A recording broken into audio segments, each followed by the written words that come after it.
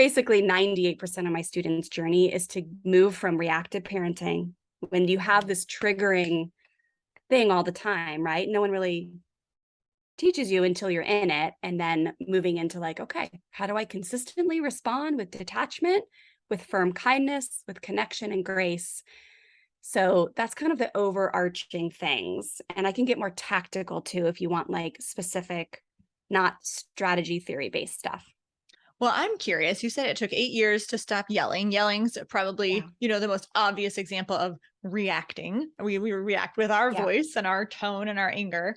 Um, can you compress those 8 years for us by telling us Yeah.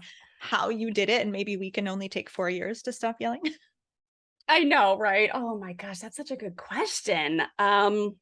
Well, gosh, I had a lot of support. I mean, I was in so many life coaching weekend courses where Wow. I learned, like, really, I think underneath the yelling thing is just, I think yelling is a facade. It makes us feel powerful in Right. the exact moment that we're claiming to be powerless.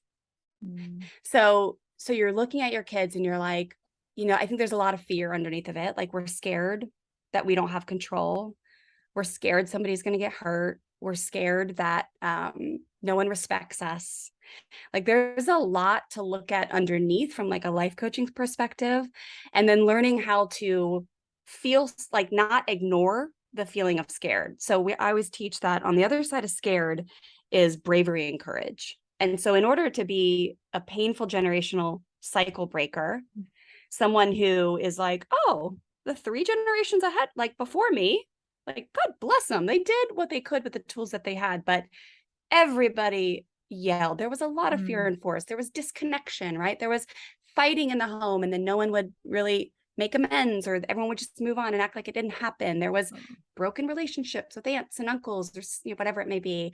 To be someone who really breaks that and says, like, you know what, that's not the way we're going to do it in this home. And it takes a lot of looking at like, what is the trigger for me? Like, why do I think? And so a lot of it comes with becoming more comfortable with actually being out of control, realizing that like control is actually not the goal. So I always ask my students, do you want to control your kids, or do you want to teach them to control themselves? And of course, everyone says the second.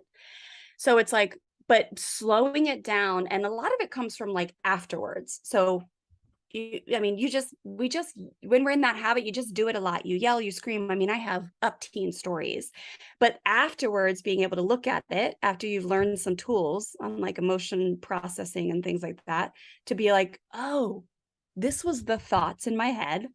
This is the feeling that I was like, no way, skipped right over it. And when we skip feelings, the results are usually not great. Mm-hmm. So instead, like slowing down and being like, okay, next time when this happens, when the stimulus comes my way and I want to create this space between stimulus and response, I'm going to maybe have some physical things that I do. Like for me, I'm super physical. Exercise, like, and movement has always been like, I have to have it, right? Like in order to, like, if I'm super angry, I'll clean. And it's a great way for me to process like anger if I'm really mad at the kids or something. Huh. But like having a physical, like I'm going to actually step to the side or step outside while I think for just a moment, and celebrating anytime you even create an ounce of space between the stimulus and response.